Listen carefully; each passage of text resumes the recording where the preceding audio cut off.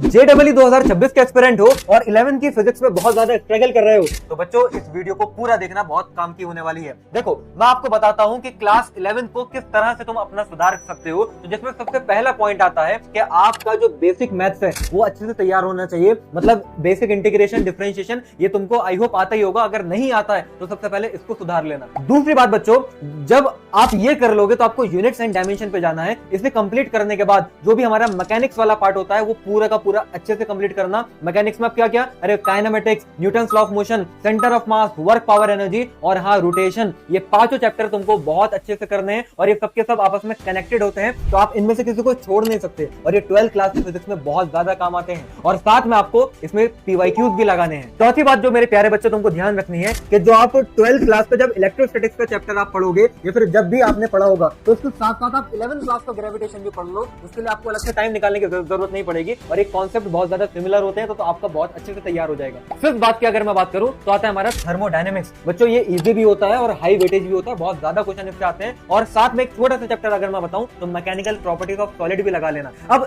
मैं अगर 6th point की बात करूं तो आपका 12th क्लास का जो वेव ऑप्टिक्स जब आप पढ़ना शुरू करोगे तो उसके साथ साथ 11th क्लास का जो हमारा वेव्स और ऑसिलेशन होता है इसको साथ में पढ़ लेना, क्योंकि इसमें भी कॉन्सेप्ट बहुत सिमिलर होते हैं। तुम रिलेट कर पाओगे बातों को और बहुत अच्छे से कॉन्सेप्ट क्लियर हो जाएंगे। और लास्ट में हमारा इसमें फ्लूइड मैकेनिक्स तुमको कंप्लीट करना है। और 7th जो मोस्ट इंपॉर्टेंट बात है जो तुमको ध्यान रखनी है कि हर चैप्टर को पढ़ते पढ़ते तुम्हें फॉर्मूला शीट अपनी प्रिपेयर करनी है और ढेर सारे PYQs लगाने हैं। तो मेरे प्यारे बच्चे इस तरीके से तुम अपनी क्लास 11 के फिजिक्स को 12 के साथ पढ़ते पढ़ते फिक्स कर सकते हो और 11th और 12th तुम्हारी दोनों ही स्ट्रांग हो जाएगी। अगर वीडियो काम की लगी हो तो इस टाइप की और वीडियोस के लिए कमेंट करो मोर एंड चैनल को सब्सक्राइब कर लो।